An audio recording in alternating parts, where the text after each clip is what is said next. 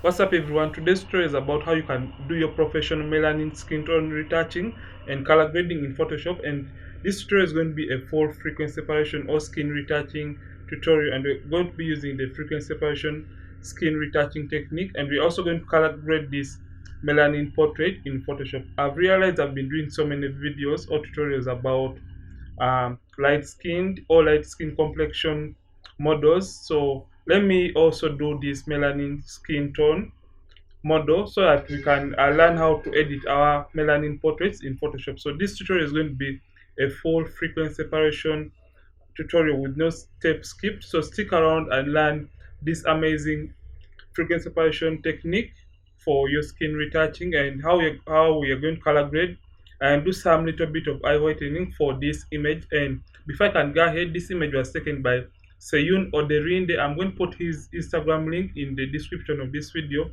that you guys can check him out. He is an amazing portrait photographer, and before I can go ahead, I'm Ronix from Ronix Photography. So enough of the talking, let's kick in and start retouching this image using the amazing frequency separation technique in Photoshop.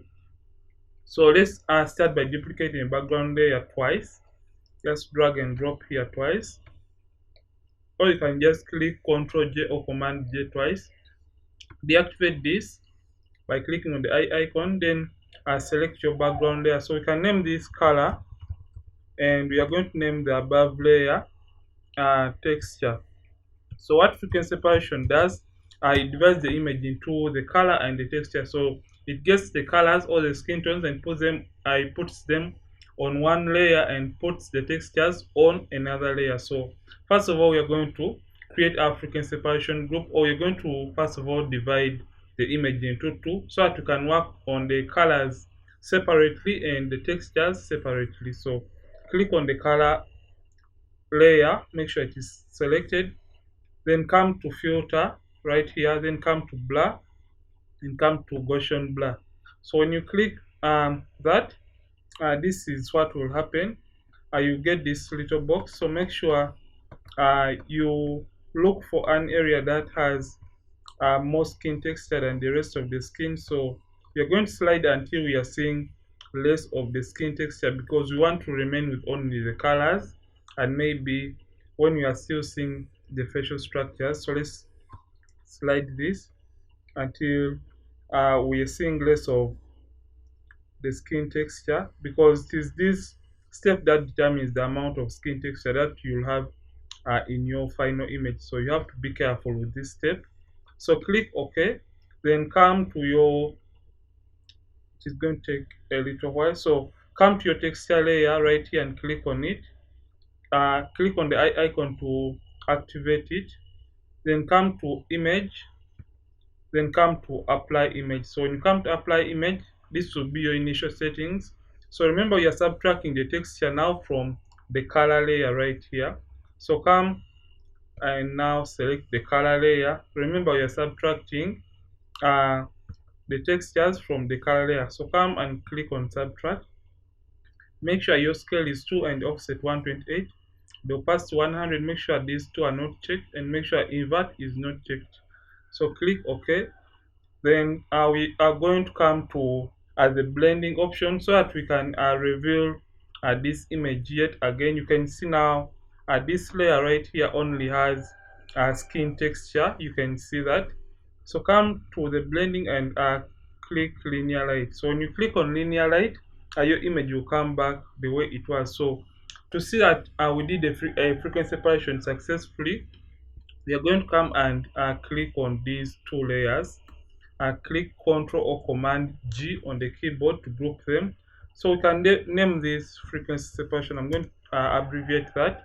So I think let's turn this on and off to see if at all there is any difference. There is no single difference between the background and the frequency separation group. So this implies that we have successfully separated the image using frequency separation. So click on the color, click on the texture layer, and come right down here and create a black and white layer on top of the texture layer. So we want something to show us where the skin tones are not perfect or transitioning really well and nicely. And we are going to be using a mixer brush tool So let's darken this by sliding towards the red channel, because we want to see where the skin tones are not blending in well. I think this is fine. So click on your color layer and get your mixer brush tool.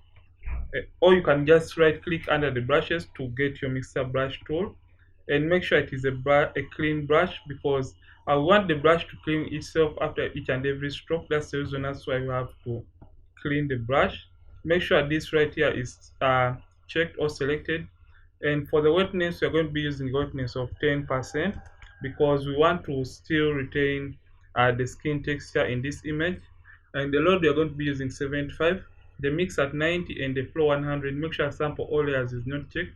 So you're going to start blending those areas where the skin tones are not blended in well. So we're going to increase on the brush size by using the right bracket on the keyboard. So you're going to blend these areas. And when you're using a mixer brush tool, make sure you mix the highlights alone, the midtones alone, and the shadows alone. So make sure you don't drag from one area of the skin tones to another, because you're going to be distorting the original shape of our model's face. So make sure you do that with care. So this tutorial is about professional skin retouching for melanin portraits, and we're also going to be doing a melanin color grading for this image. So make sure you don't overblend or mix an area for so much time, because you are going to be applying the effect to the image so much, and it is going to distort the original shape of the image. So let's do this quickly, because I don't want us to take forever while doing this tutorial. So let's blend. As you're seeing, I'm blending each area individually. So, and I'm not dragging my brush from the highlights to the shadows, so I'm just remaining within those particular areas I'm trying to blend. So come to this shadow, blend it, and we have this dark part. Let's blend it together too. So we have a highlight here, let's blend that. So right now we are like trying to harmonize the skin tones for our model, and make sure when doing this you are on your color layer, because most people tend to forget and they be working on the black and white layer instead. So you will not get any changes on your images if at all you're not on the color layer. So let's do this quickly. Yeah, and I think the makeup artist did a great job for this image. So let's blend the neck area, and when you're doing this, make sure you don't totally zoom into your image. Yeah, because it is going to affect the way you look at it, and you may not be getting the right shapes or facial structures for your model, and you may end up distorting the original shape of the face. So let's turn this black and white layer off to see the progress we have done before after. You can see a difference, and for the areas you have it mixed, you can just come back and blend them really well after turning off the black and white layer. I think we are done using the black and white layer, so let's delete it. So we're going to come still to our color layer and get our lasso tool. Make sure the feathering is between 18 and 20 pixels. So I'm going to click 18, and you're going to make a selection on the skin area, but this time around let's zoom in to the skin and we get the area with more skin texture. So you're going to go with this on the model's forehead. So let's make a selection on only the skin. Make sure you resist from clicking on maybe selecting the eyebrows or the hair, or maybe even the clothing. So I think that selection is fine. So come to filter, then come to blur, and come to Gaussian blur. So we are going to blur out the texture to see the best texture for us for this portrait. So we're going to start sliding this radius until we get the perfect texture for our image. So I think 33 is fine for us. Yeah, 33 looks good for us. So let's zoom out and we see if at all it is fine. You can yeah, 33 3 is fine for us. And the other trick, when you reach this step, let me reset this. When you reach this step, remember we had a radius of 10 when we are doing our frequency separation. So what I found out is when you multiply 10 by 10 times 3, you get 30. Then the value you get, you add 3 to it. So for the radius we may have used when we are doing a frequency separation, multiply that radius times 3. Yeah, multiply it by 3. Then you get 30. Then add 3 to the value. So let's just feed in 33 and we see if at all it works. Yeah, it really works well. So let's apply this effect on the rest of the image by making a selection still according to the shape of that area we want to apply the effect. Right click and apply the effect. So let's apply the effect on the rest of the image by doing that. So make this shape, right click and apply the Gaussian blur. So let's do this for the rest of the image, and if at all you feel the effect is too much, you can just simply click shift alternate control, sorry, shift control F. Yeah, let me do this. Shift control F at reduce on the effect. You can see you can just simply reduce on the effect if at all you feel it is too much for that particular area. So initially that's what you do.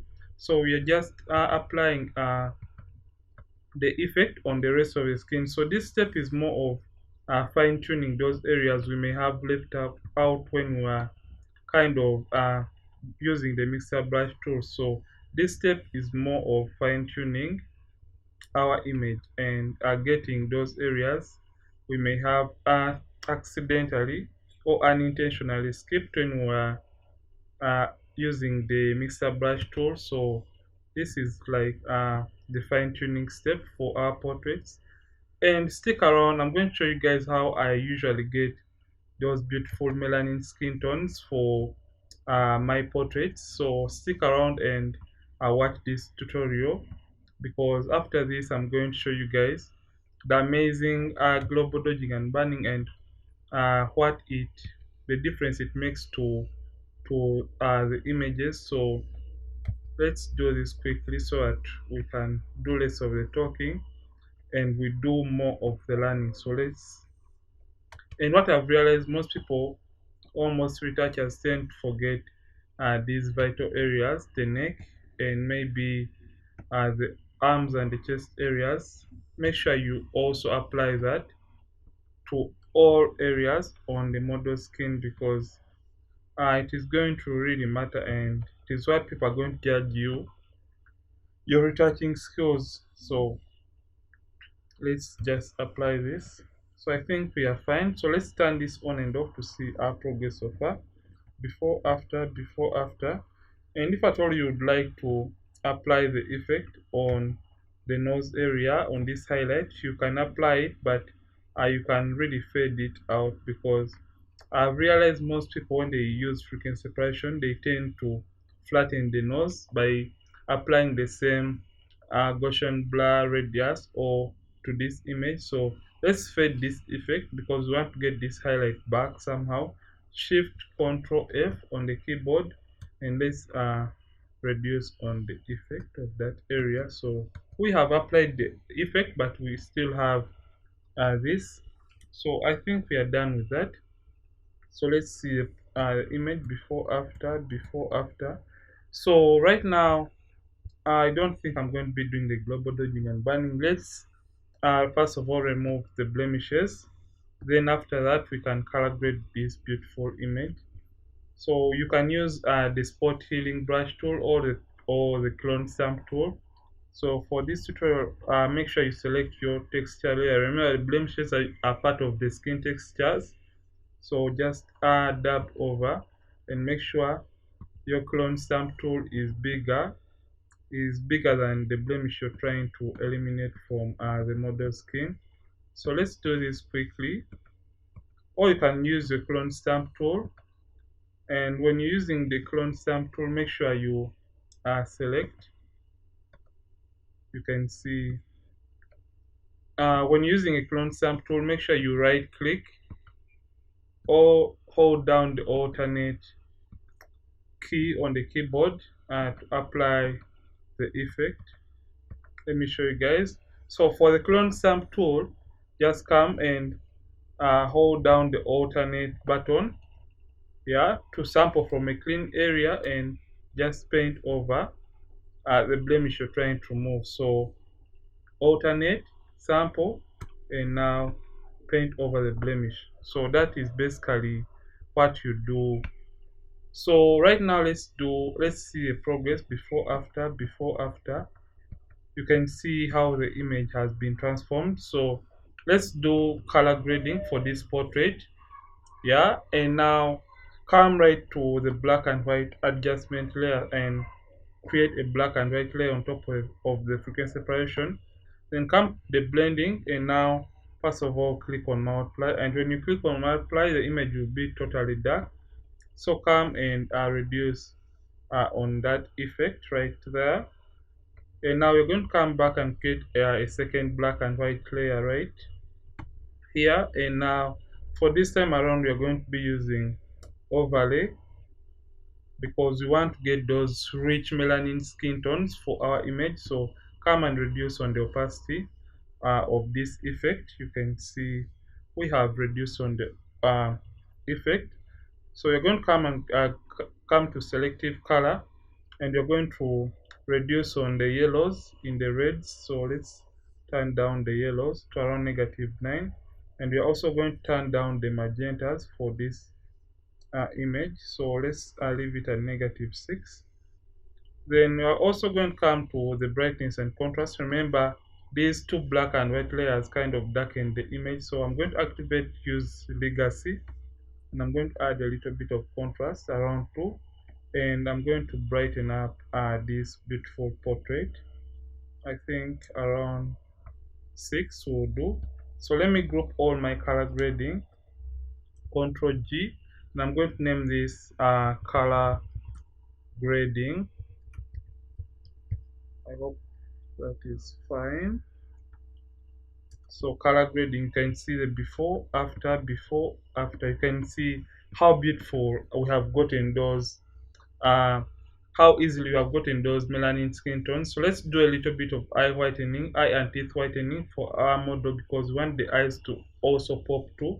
So we're going to create a stamp visible layer by clicking Shift, Alternate, Control E on the keyboard, Shift, Alternate, Control E on the keyboard to create a stamp visible layer for all we have done for this portrait. Then we're going to click Control J on the keyboard, come to Filter, and come to camera raw filter. So in camera raw filter we're going to be using the adjustment brush in Photoshop, and we are going to reduce on the temperatures. So let me show you guys. Click right here, and this is the adjustment brush, and reduce the temperatures to around -30, the tint to around 69, the highlights at 5, the whites at 5, and come down to the saturation. Remember, we are removing color from the eye at -70. So zoom into the eye, click, hold down, and now zoom into the eye. So we want to be precise. So get your adjustment brush and just paint over only and only on the white area of the model's eye. And don't worry if at all you feel this is too much. We can reduce on the effect after we have painted over. And make sure for the eye, make sure you don't paint over this red part, because to remove the naturalness from the eye. So I think that is fine. If at all you feel it is too much, just come and pull the temperatures and warm them up a little bit.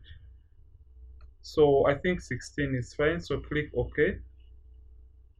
And now we are done with the eye whitening. So let me do a quick overview for the retouching.